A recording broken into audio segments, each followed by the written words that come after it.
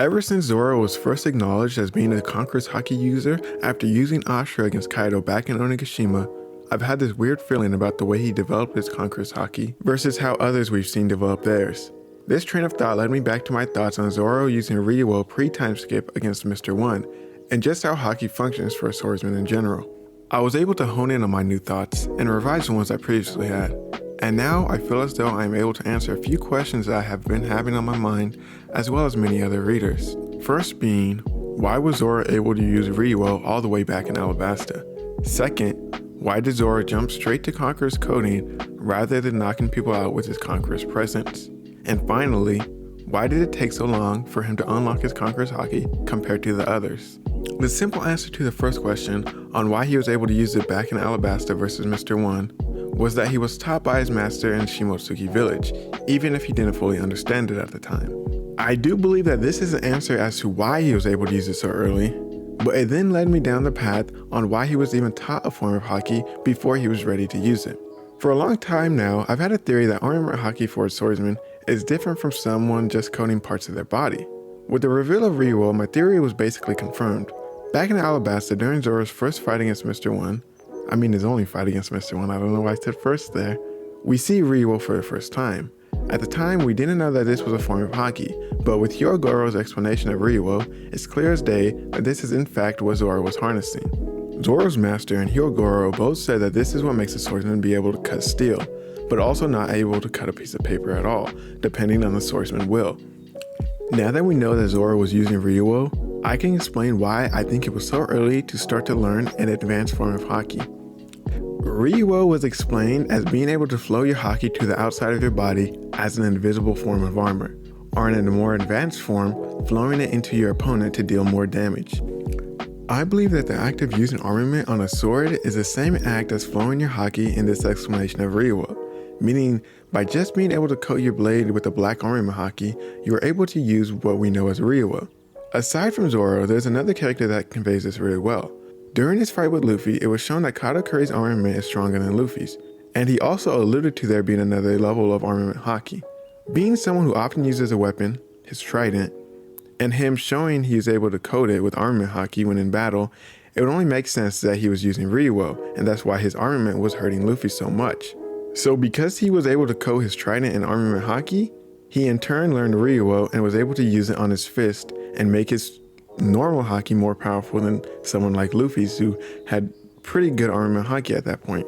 It also explains why he alluded to another level of armament Haki. To make it short and simplify it, I'm basically saying that for a swordsman to be able to coat his sword with armament Haki, he would have to go through the same process as someone that is using a Ryuo to coat their fist or any other body part.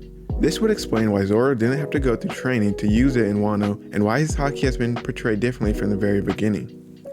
Moving on to the question of why did Zoro go straight to Conqueror's coding rather than accidentally using his Conqueror's Haki to knock people out like Luffy and many others did, I think the answer to this question actually connects back to the first answer. Because Zoro was already able to use Ryuo as easily as Luffy would use regular armament Haki, he had an easier time coding his swords in Conqueror's Haki. This is because Conqueror's coding is the same process as Ryuo, well at least the first part of it. So Ryuo is the act of coating the outside of your body in an invisible suit of armament armor. When coating your attacks with Conquerors, you do this as well, but the process that makes it so devastating is actually forcing your Conqueror's Haki into the opponent to hurt them from the inside. A lot of people think that you do this with Ryuo as well, but it was proven wrong right before Luffy first uses Conqueror's coding, because the one thing that wasn't clicking for him was a part about forcing your Haki in, because he wasn't aware that you had to be coating yourself with Conqueror's Haki, and not just regular armament to do this. This is the panel that shows that this is what made Luffy realize he had to coat himself with Conqueror's Haki to damage Kaido from the inside, because up to this point in the fight he was only using Ryuo, but he remembered what Hyogoro said about damaging opponents from the inside. He then notices the difference of his attacks just using Ryuo's and Kaido's attacks, which were coded in Conqueror's at that point. Him using Conqueror's coding for the first time after this page proves that the part about damaging the inside is actually part of the Conqueror's coding and not Ryuo. Or else why would they even bring up damaging from the inside in the flashback to Hyogoro right before he is about to unlock his Conqueror's coding? I say all of this to show that Luffy first needed to learn how to use Ryuo before he was able to figure out Conqueror's coding. And since Zoro already knew how to use Ryuo, he was already halfway to using Conqueror's coding.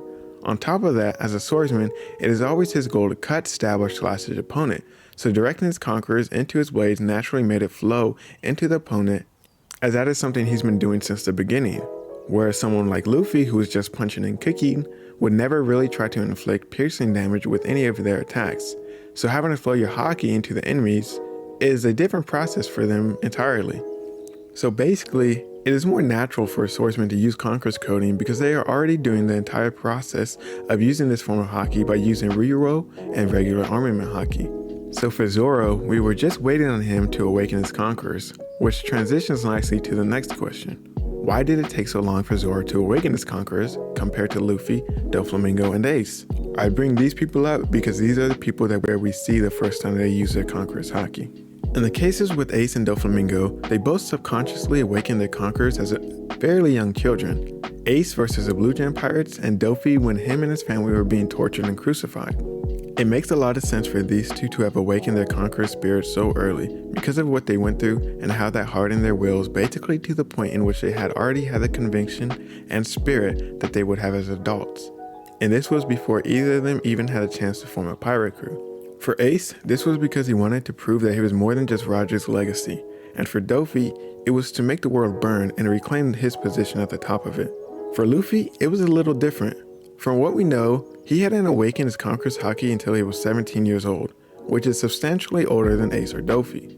The reasoning behind this is likely just because of circumstance, and for Luffy, he lived pretty carefree aside from what he thought was the death of Sabo, so his will wasn't really ever being tested until he set out to sea at 17 years old. For Zoro, it is a bit weird. Before Luffy ever set out to sea, Zoro had already made a name for himself as a bounty hunter, at least in the East Blue, to the point of him always having been recognized as a bigger threat in all of the East Blue arcs. We don't know exactly when, but Zoro was out traveling for long enough to build up this reputation. So it's fair to say that Zoro had a lot more experience in real combat, where Haki is said to bloom. At least, more than Luffy did. So why did it take Zoro 21 years to awaken his conqueror's Haki? Honestly, it's hard to say.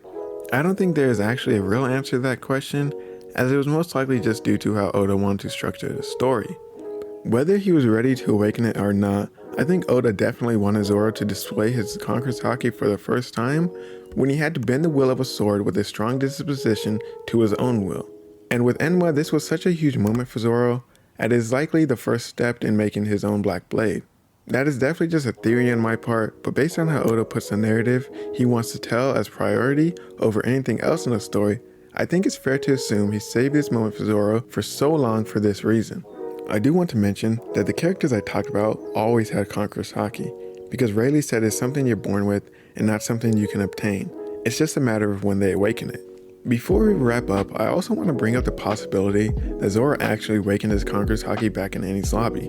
Because Zoro was using his Ashura ability when it was first confirmed by Kaido that he was able to use conqueror's Haki, a lot of people are of the belief that Ashura itself is an ability that is always used in tandem with conqueror's Haki. However, this isn't confirmed and we have no evidence of anyone using an ability like this utilizing conqueror's Haki. So until it is confirmed or we have any evidence towards that theory, I'll put Ashura in its own category as just something Zoro is able to use using another aspect of his spirit in the same way Luffy was just able to use fire for some reason.